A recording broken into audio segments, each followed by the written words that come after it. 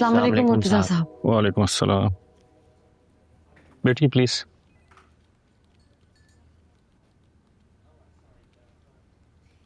बताइए कैसे आना हुआ? आप वो आपने बात की? बेटा आप अभी तक उसी एक बात पे अटकी हुई हैं। क्या करूं मुर्तज़ा साहब, मुझे चैन नहीं आता जब जब उस शख्स का नाम अपने नाम के साथ आईडी कार्ड पर देखती हूँ। बेटा बाप है वो आपका। ऐसे होते हैं बाप, पैदा किया और छोड़ गया, कभी मुड़कर ना देखा, हमारा ख्याल तक ना आया। मैं क्यों ऐसे आदमी को अपने नाम की ओनरशिप दे दूं? मुझे बस उनका नाम अपने नाम के आगे से हटाना है। मैं शबाना हूँ, सिर्फ शबाना। बेटा मैं आपकी तकलीफ को समझ सकता हूँ, लेकिन दुनिया के अपने कायदे कानून होते हैं। मैं नहीं मानती सर ऐसे कायदे कानून को, जो किसी औलाद को ऐसे बाप के नाम को साथ जोड़े रखने पर मजबूर करे जिसने बाप होने का फर्ज अदा ही ना किया। एक आपके ना मानने से कोई फर्क नहीं पड़ता। आप अकेली इस पूरे माशरे को बदल नहीं सकती। माशरे को नहीं बदलना सर, अपना आईडी कार्ड बदलना है। और अगर आज तक किसी ने ऐसा नहीं किया तो कोई बात नहीं, मैं कर लूंगी। मैंने इस पे बात की थी जज साहब से, वो हंसने लगे। कहा कि अब इस मसले का एक ही हल है। क्या? शादी। आप शादी कर लो, वल्दियत ज़ौजियत में तब्दील हो जाएगी।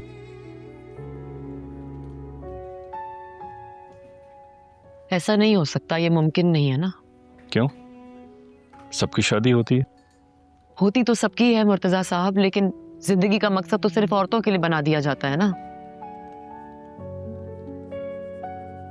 देखिए मैं आपसे दरखास्त कर रही हूँ, आप प्लीज मेरे लिए कोई और रास्ता ढूंढिए ना। ठीक है फिर मैं किसी वकील से बात करता हूँ, शायद केस करना पड़ेगा। ठीक है, मैं तैयार हूँ, जो भी करना पड़े।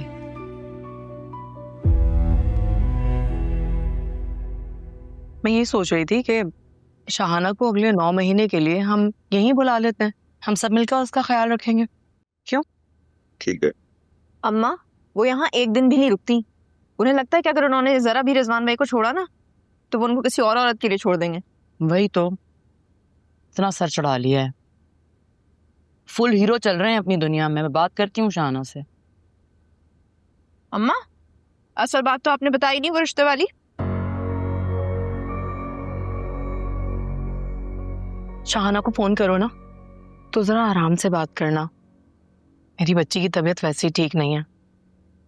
असल में नासरा आंटी ने अम्मा को आपके लिए रिश्ता बताया और वो लोग आ रहे हैं सतवार आपको देखने। खाला?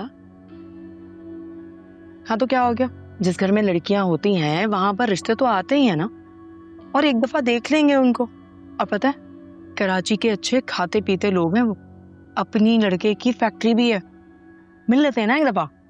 खाला बिना की शादी पर फोकस करें, मेरे पीछे क्यों पड़ गई हैं? मैं बहुत खुश हूँ अपनी जिंदगी में, अल्लाह की कसम। शबाना देखो मेरी बात सुन, अब तुम इस बारे में मुझसे कोई बहस नहीं करोगी। मैं शाहाना की सास को कह चुकी हूँ। मेरे काम करते हैं, आप खुद ही बैठ जाइएगा उनके आगे, मैं अपनी जिंदगी में तोहफा नहीं ले सकती। खाला मेरी बात सुनो, आखिर तुम उस मनूस सालार का इंतजार करना कब बंद करोगी? खाला आपसे कितनी बार कहा है कि उसका नाम ना लिया करें, और मैं कोई इंतजार नहीं कर रही, उसे भाड़ में डाल चुकी हूँ कई साल पहले। तो मेरी माँ भी यही चाहती थी कि उसकी दोनों बेटियां खुश रहें। अम्मा का नाम लेकर इमोशनल करना जरूरी होता है क्या हर दफा?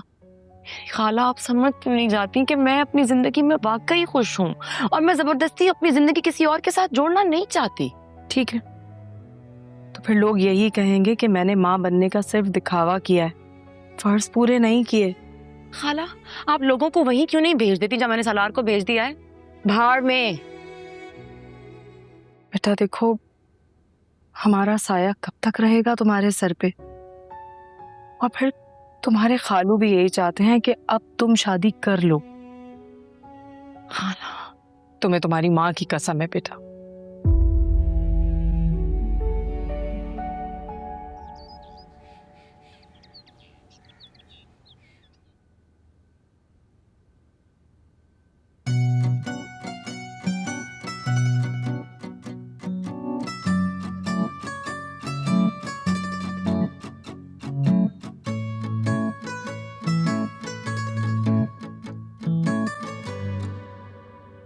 कम से कम इसे खाने का तरीका तो सिखा दे तुम। लगता कोई भैंस अपने तबेले पे बैठे जुगाली कर रही है।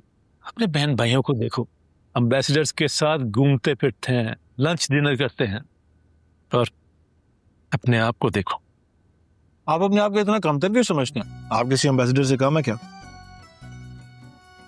खुदा जब अक्ल बांट रहा था तो ये सबसे मोटी छन्नी लेके खड़ा था। मैं सन्नी?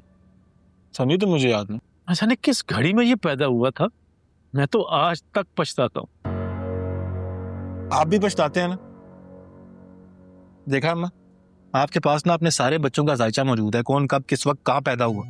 मेरी दफा ऑपरेशन थिएटर के टाइम आप बेहोश हो गई। अब देखिए, अब्बा को भी टाइम नहीं याद। सुबह सुबह दिमाग पे ला के रख दिया तुम्हारी औलाद ने। नाश्ता कमरे में ही भेज देना। मेरी औलाद? खैर, अच्छा बात सुनो, लड़की वालों ने तुम्हें पसंद कर लिया है और वो चाहते हैं लड़की को देख लो तुम भी। अम्मा, आप समझती क्यों नहीं है? वो शादी बर्बाद कर देगी मेरी तख्लीकी सलाहियतों को। मेरी बात सुने,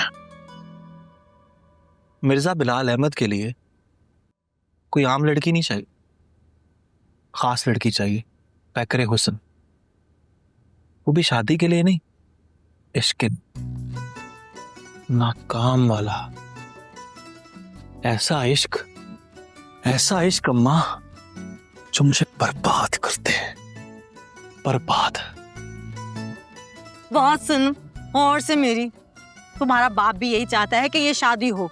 कल समीना की बेटी की मेहंदी में लड़की और उसके घर वाले भी आ रहे हैं, तो शराफत से अच्छे से तैयार होके जाना और लड़की के साथ बातचीत करना, उसे देखना। अरे क्यों करूं बात? जब उससे शादी नहीं करनी तो एक नामहरम से बात क्यों करूं?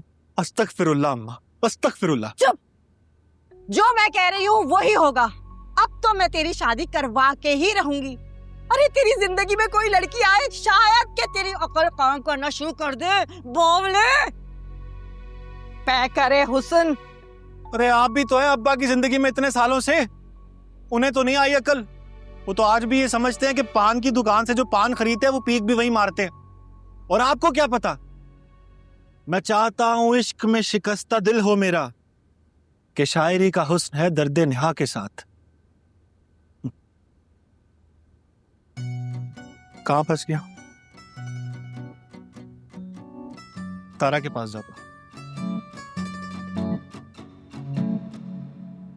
ओ भाई, खाना तो वापस रख दो। बस हो गया नाश्ता।